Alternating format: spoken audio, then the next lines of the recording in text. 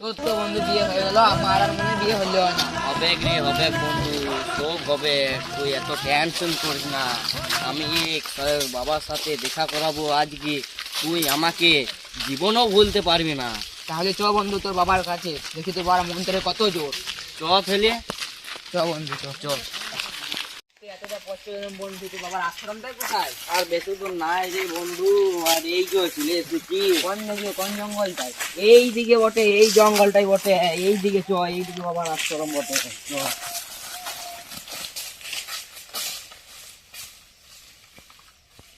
চ, এই যে চলে এসছি রে এইখানে।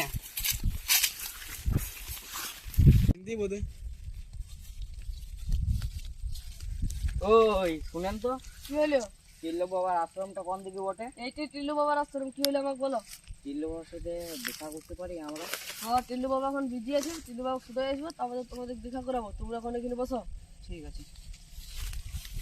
তোর বাবা কাজে এত ব্যস্ত থাকে? ও বিরাট তো বাবা বটে, একবারই বেদে ব্যস্ত থাকে। জয় বাবা।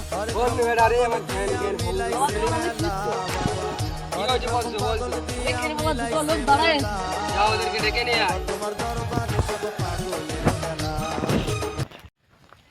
বাবা ডাকলো, কিন্তু শুনো, বাবা খুব ভয়ঙ্কর এবং খুবই রাগী।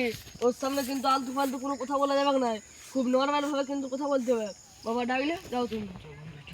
চ ফেলে সাধু ভাই যখন ডাকলে চ তুই। हमें तुमसे हुआ है प्यार हम क्या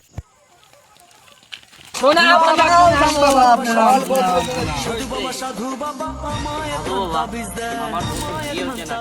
যাই বলো তো। বাবা একটা কথা বলবো? হ্যাঁ বল বলছো। বলছি তাহলে বাবা। হ্যাঁ বল। বাবা ওই মালটাকে ছিল, ওই মালটার দিকে নজর দিন না বলছো, ওটা আমার একটা খুব ভয়ঙ্কর শিষ্যর মাল। হ্যাঁ, যত দক্ষিণা লাগে লাগুক, আমার ওই মালটাই চাই।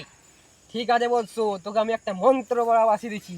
যখনই তুই এটা বসাবি, তোর প্রেমে ও পাগল হয়ে ছুটে আসবে তোর কাছে। এই নে বলছো। বাবা আসবে তো? হ্যাঁ হ্যাঁ আসবে, 100% গ্যারেন্টি আসবে। ঠিক আছে।